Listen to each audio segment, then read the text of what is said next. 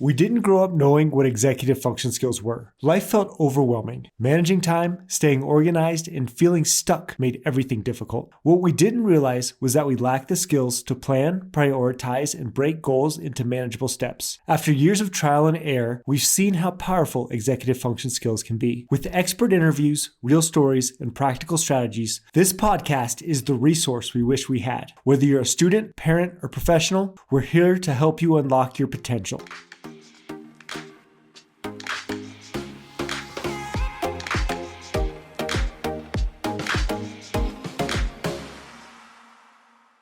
Today, we're honored to have Dr. Marcy Cooper, who's a child psychiatrist, and Dr. Michael Smith, who's a child therapist, and both experts with decades of experience in ADHD and executive function. We discuss the benefits and drawbacks of medication, which behavioral strategies are helpful to support students and families in building executive function skills. There are many years of experience in this episode, and I'm excited to share. Dr. Smith, Dr. Cooper, thank you both so much for being here. It's so awesome to have two just such highly respected professionals. So thank you for taking the time. Thank you, Brandon. Let's jump right in. So, Dr. Cooper, from a psychiatric perspective, how do executive function challenges impact our kids' emotional well-being and their self-esteem? I guess I would jump first to impulsivity as an executive function. And I think that students who feel more in control of their bodies and their mouths in terms of impulsivity generally have higher self-esteem because they know that they can control what's going to happen and what their body is going to do and what they're going to say. And think before saying things and think before acting. Yeah, well, and it's interesting you jump right to impulsivity because I don't know if parents go there initially. I think they look at like academic performance and other things, but going to right to impulsivity, it's really interesting because I don't think we think of that a lot as parents. Do you hear this from parents? Yes, especially parents of younger children seeing their kids just not in control of their bodies and in sports and in the classroom. Just not being able to control their bodies. And other kids don't understand impulsivity. They don't understand it when another kid is unpredictable. Kids like predictability. So the kiddo who's being unpredictable, sometimes other kids don't want to be friends with them or don't want to hang out with them because their actions are just not predictable. You've talked about predictability before, and I've never thought of it that way. It's such a great insight to see this, impulsivity, unpredictability, how that affects our relationships. And so, yeah, it's always made me think a lot. Dr. Smith, from a therapeutic perspective, how do these executive function challenges impact self-esteem from your perspective? Well, an individual, especially a child's trying to make sense out of the world as well as influence the world in a way that they intend. And with impulsivity, as an example of an executive function, they don't have any idea what they intend. So it just spontaneously comes out. Sometimes it works, sometimes it doesn't. And they've got no way of understanding what will work. All they know is that feeling, and they're going with the feeling. And then if it doesn't work, particularly socially, they think there's something wrong with them. I mean, like they're crazy as opposed to, there's no filter. You're not able to filter your responses or your impulses. And so trying to emphasize executive functions in a way that you can teach can give a child a sense of, I know what's going on and why I'm not making it. But when the impulsivity is so great, they've got no way to slow down or inhibit that response. So getting that executive function to be something they're conscious of, they know, that's what this is, as opposed to, okay, you're impulsive. What does that mean? I'm just doing what I think I need to do or what I feel like saying. Yeah, well, and also just someone who was an impulsive kid growing up. It's not only the social piece, the unpredictability, it's also like the teacher on your tail all the time. And especially when you're young, a lot of students want to please their teachers. And you have this one student who's out of control and the teacher's always on their case. It impacts you in a lot of other areas of your life as well. Absolutely. What other executive functions come to mind that you see just families in your offices struggling with over and over? I think task initiation is a big one. Just getting started on something, because the kiddo who can't get started on something, then there's a time crunch. Oh no, I have to get it done. So I'm going to do it really quickly and get it done. And I'm going to do it the fastest way I know how.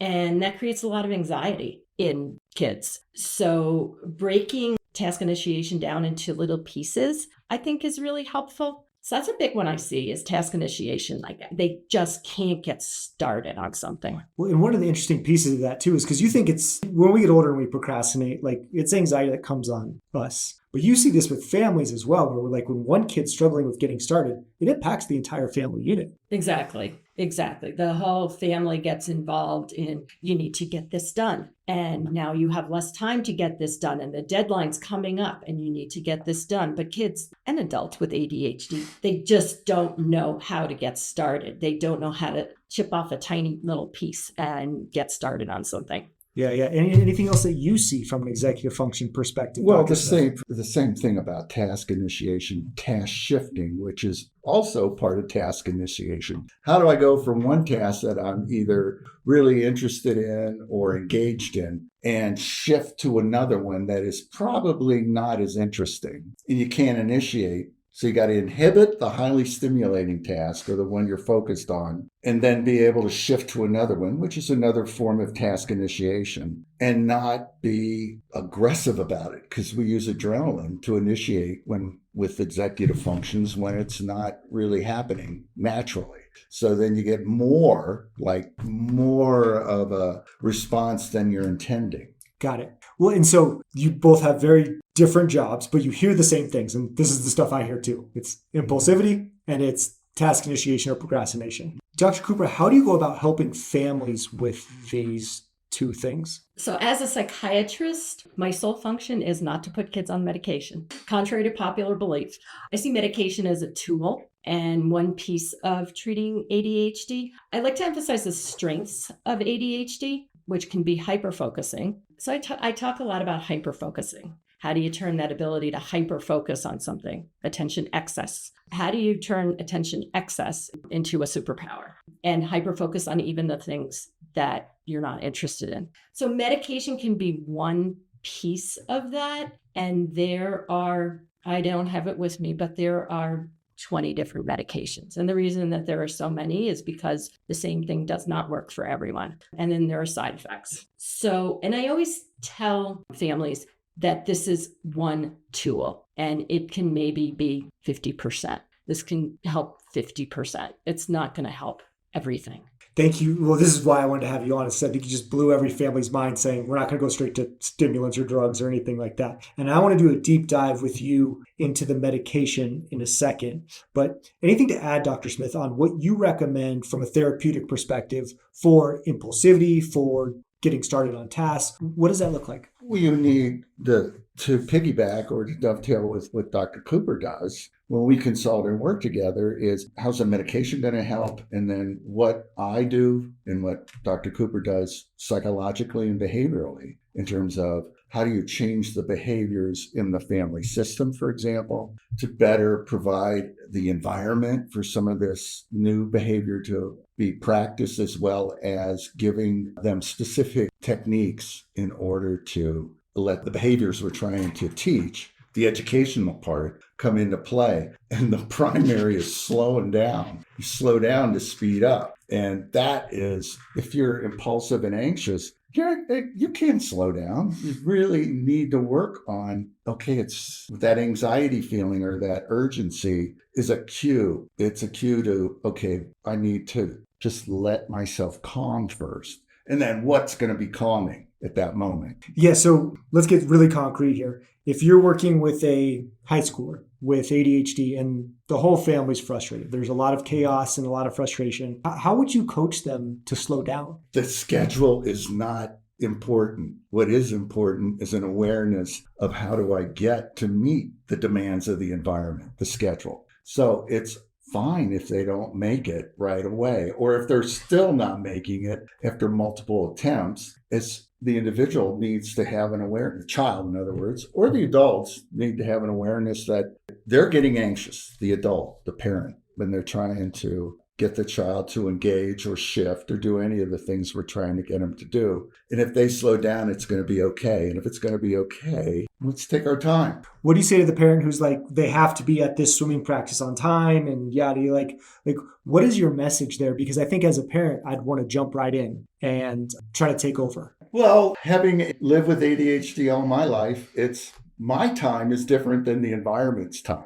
And how do I match my time with the environment? And I don't know about you, but when untreated ADHD, part of the problem with having time is I see, I act. So I'll come up with all kinds of things I can fill that time with, that I'm waiting to start the task, initiate the task, or impulsively getting activated to do something that's going to delay me or will interfere with me engaging and initiating the task. Because that's the other part. I don't know about you, but I see that initiating the task is like the clutch slipping in your brain. The more effort you put in, the less effect you get. So if you slow down and let yourself calm, whatever the calming strategies are, white noise, breathing, meditating, being mindful, all of those tasks or those techniques we try to get people to calm that anxiety. Energetically or athletically, if you're trying to jump high, you go down first before you go up.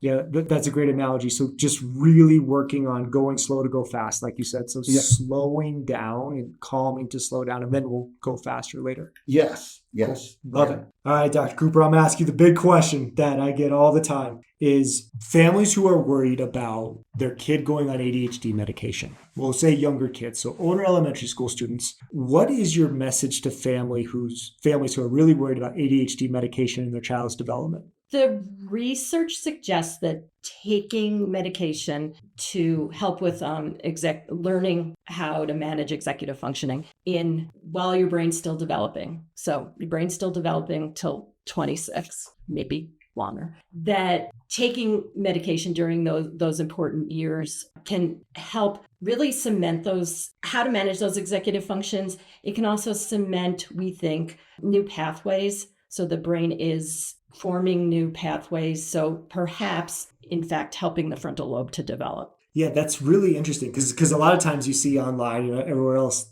the opposite. Where do you think all this false information, negativity came from around ADHD medication in kids? I think that historically, and I see a lot of families where parents also have ADHD, and the parents will say, oh, when I was a kid, I took Ritalin or I took Adderall and I couldn't, and it suppressed my appetite, or I couldn't sleep. And that's true that those can be side effects, but I think that we live in an age now where we can finesse ADHD medications so that those side effects are not as frequent. They certainly can still be there, but there are so many options of long-acting, short-acting. There are non-stimulant medications. So there are many, many roads we can go down. And I tell families that you shouldn't have to put up with side effects. I love that. And so for a family, when they're looking for if their psychiatrist is doing what they're supposed to be doing, you spoke to earlier about how there's 20 different types of ADHD medication, at least that you prescribe.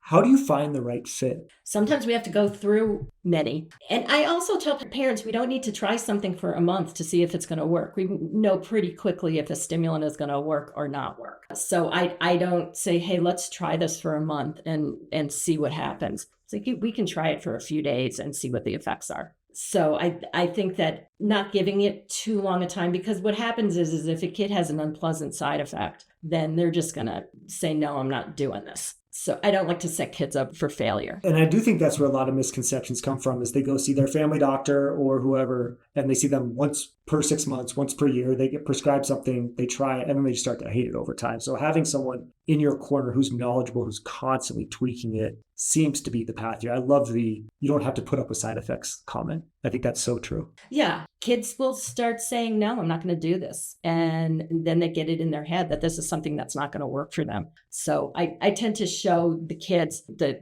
piece of paper with the 20 different medications and say, hey, we're going to try this. And if there are things you don't like about it, we're going to talk about it and we'll try something else. So there is a fit. There is a fit for everyone with ADHD. Sometimes we go through things and we say, hey, stimulants are not for you, and we can try a non-stimulant. Some kids are particularly sensitive to side effects. So I have had kids where we have decided not to go down that ADHD medication road. For most families, though, is there a fit, or you need to try I would say most families there is a fit. We find something that will work. I think also really understanding how the medications work and how to sort of finesse their use is something that I have as a goal for high school students and college students. But yeah, I love that. The understanding, I think that gets rid of a lot of the misconceptions here. So yeah, I love that. Dr. Smith, you spoke about executive function challenges and anxiety. I want to talk to you about just like co-occurring conditions. I've heard that ADHD especially, or other executive function challenges, have a huge comorbidity overlapping with either anxiety or depression. Is that true? Yeah, if you consider that we use adrenaline to compensate or to get ourselves to initiate,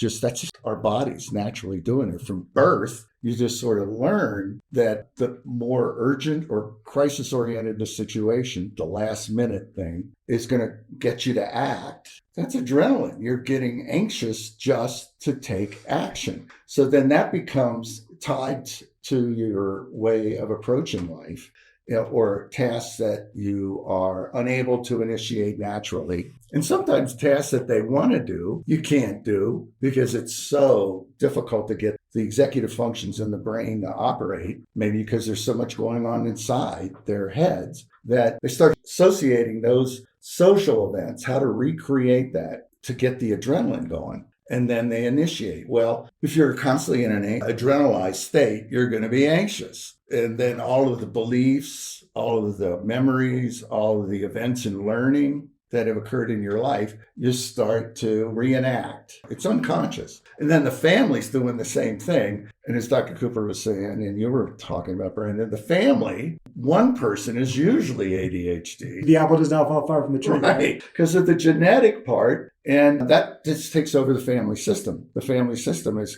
got a history. And grandpa acted this way, dad acted this way, now you're acting this way. And it's a part of the family system. It's just the way they learn to operate. I know I was like this, and I work with a lot of college kids like this, where my anxiety needs to be so high to start. Like it's like 2 days before final exams begin, can't do anything. Like the night before, like I need to have such high anxiety. Can that be undone over time? Because I see a lot of people get stuck in this cycle. Can you undo that? Yeah.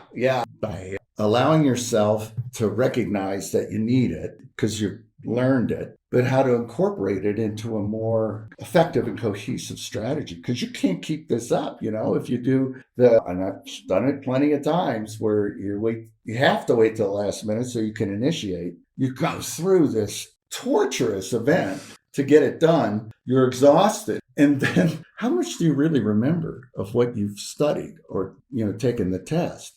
You don't. Learning is really inefficient. And I think learning theory is partly short, frequent exposures to the material is the most efficient way to learn. Well, you don't get any of that. But if you get to the place where you recognize it and can calm to initiate and I just have to do this for an hour and a half and I can stop, as opposed to waiting for the whole semester to write those 3 papers and study for your exams. It takes the torture out of it. It takes the anxiety, and it also gives an individual a sense of, there is another way and I know how to do it. Yeah. It comes back to slowing down. Yes. Right? Like you said, for slowing down and catching yourself in these patterns. I mean, I'm sure you have to see this all the time too, Dr. Cooper, the highly anxious ADHD student. Do you have anything you recommend that's different? No, I think it's the slowing down and learning sort of how to filter all the incoming stimuli. I think people with ADHD have a really hard time feeling flooded with all kinds of stimuli and being able to sort of slow it down and filter what's important, what's not important, because everything feels important. That's a great insight. Yeah. Especially when you're in that highly anxious state, like your executive functions are turned off, right? So everything feels important. What do you say to families when they see their student doing this? I say that first of all, I say that ADHD is a disorder of interest. If somebody's really interested in something, they're going to be more attentive to it. So how to turn on that, I'm going to pay attention even if I'm not interested, is a skill to learn. And I see kids learning that through high school and college. How do you do that? Like how do you develop that skill? Like if I'm not interested in geometry, how would you go about that? It's a process. I think doing executive function coaching can be really helpful. Learning the skill. I mean, it's like any skill. It's going to take time. It's not instantaneous. There is no magic. I have all these magic wands in my office and none of them work. So I'm always encouraging students to, medication can be somewhat helpful, it can be 50%, and then learning the skills and incorporating those skills into your lifestyle. It's not magic. And that's one of those things I've always really admired about you, is that this is not a fix all, right? You can't do it alone when you're learning to do this. And if it's a parent, holy smokes, you're close, you're a parent and child. It's real. By virtue of coming into emotional contact with one another, you're going to react. And what that reaction is, we don't know. It can be one of, oh, I trust you, follow your guidance. But with work like academic work that's already hard, there's going to be a struggle, a power struggle. Switching it to having someone who is not involved in that emotional dynamic, that the family learns that they're just trying to help us slow down, but also distract the impulsive reaction, because that's happening in a millisecond. You don't have any conscious awareness of it. You're already resisting by being in contact first with a parent or with the material, with the work. So you want to try to distract the impulsive reaction by calming. What's that going to be? Can be white noise, can be a cool drink, it can be changing your posture. But to get a sense that you're trying to distract the demon that is saying no, because that is a part of our nervous system. Yeah, and is a lot of that just getting present? Just being as present as possible kind of calms that demon down? Yeah, give the nervous system something to do so your intellect can get more focus on the material. You're separating the physical reaction from the intent, the cognitive intent. And for a child, they're being told what to do all the time. How do we get them to figure out,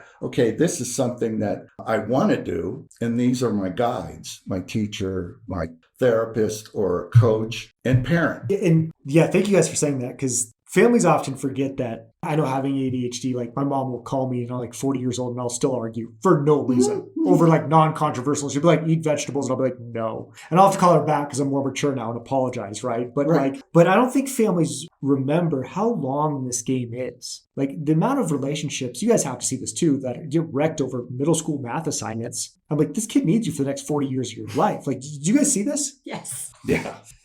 Yeah, I'm always encouraging parents to get out of the struggle of looking at Infinite Campus, having that charged discussion with their teenager about handing things in. It's like, can we just have you be a parent and have the positive parts of the relationship and not be the taskmaster? I think that's the number one piece of advice all three of us give. It's like, this kid's going to need you for a while. Please be the parent. Mm-hmm. Don't worry. Don't be the assignment completion, study hall taskmaster. Please just be the parent. Do people listen to you guys? Because they don't listen to me. It takes a while sometimes for the concept to stick. Let's put it that way. That is a nice way to put it. Yeah. Yes. It's a nice way to put it. Yeah, that's also addressing the parents' psychology and what they view their role as being and their own history. And if they've been, let's say their parent was pounding them with algebra at the kitchen table to learn algebra, they're gonna do what they know. That's what they know. And you can start to like, no, you want to be able to stand shoulder to shoulder with them, not in front of them. Yeah, I like that. My number one piece of advice to families has always been, take a walk with your kid every night. I like that. And don't ask about school. Do you know how hard that is? It's so hard, but to actually get to know who they are. And then if you get back to the house, then you can talk about school. But just in that time, whether it's side by side or driving or whatever, we're not face to face, just being a parent. I love that driving time. Yeah. I remember when my own child got her license, I missed the driving time because it was a time when it was just the two of us and we had nothing else going on. Yeah. And then the license, and it was like, boom, that time was gone. But the hard thing for parents is not to ask about school. Exactly. Just to get to know your child, right? Yeah. I want to close with this. When we're looking at executive function challenges, this is a broad question, but what's the most common advice you give to families? Mine is get someone else involved. I think just teaching parents what executive functioning is, because it's a concept that I don't know that's necessarily widely distributed. Like, one executive function is frustration tolerance. And parents will often come in and say, with a sort of chief complaint, my kid gets so frustrated over the littlest things. And I'm like, yeah, that's part of ADHD. That is part of executive functioning. And if we address all of executive functioning, that is something that will get better. I think also addressing that this is a family systems issue is huge, because often the kiddo who has ADHD, there are siblings with ADHD, the parents may or may not have ADHD, but that it is really a family issue. I It's like not that. just the kid, and it's not just we need to fix the kid. There's looking at the strengths of ADHD and an individual kid's strengths as opposed to looking at this is a kid with something wrong with them. I think that's hard for parents to hear a lot because the kid may be wired differently, but that's huge. Understanding that the kid's not broken. Exactly. They're not wired wrong. This is a different, not a correct, looking at things in this binary fashion. This is correct and this is incorrect. Yeah. There's nothing incorrect. This is your kid and let's work with it. I like that a lot. Dr. Smith, what's your number one piece of advice around executive function that you give? These days, it's being aware of the sensitivity that ADHD individuals have to the environment, and that they're picking up things that most people without ADHD don't even notice. And you would think, well, wait a minute, they're overwhelmed by being overstimulated. Yeah, because they're picking up stuff all the time and they can't filter it out. As well as, well, there's an increase in ADHD being diagnosed right now.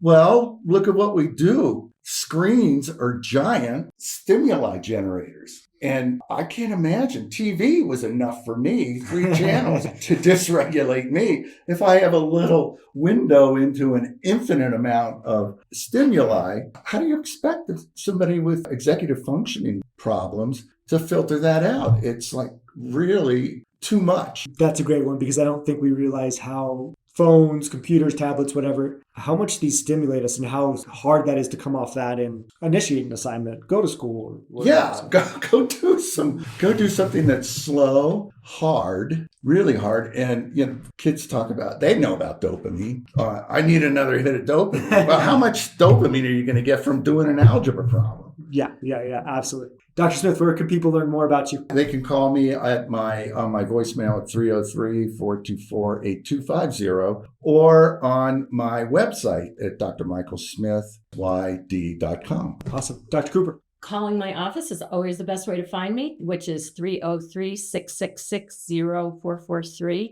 And on Psychology Today, Marcy Cooper, MD. You guys are awesome. Thank you so much for being here. Thank you for all you do. Thank you, Brandon. Yes, thank you very much. Thank you for joining us on the Executive Function for All podcast. If today's episode brought you any value, please rate us 5 stars and share it with someone who may benefit. And remember, every small step you take builds towards your success. For resources and guidance, visit untappedlearning.com. Keep growing, keep learning, and we'll see you next time.